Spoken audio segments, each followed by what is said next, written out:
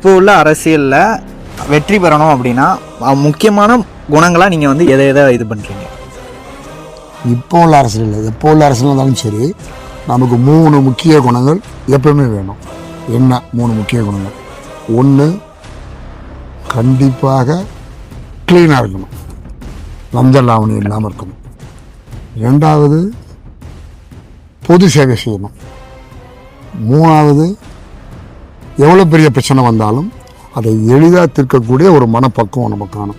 இந்த 3 குணங்கள் இருந்துட்டால் வெற்றி பெறலாம். பேரறிஞர் அண்ணா சொன்னது போல் எங்களுடைய தலைவர், புரட்சி தலைவர் ஒரு படத்தில் மிக அழகாக பாடியிருப்பார்.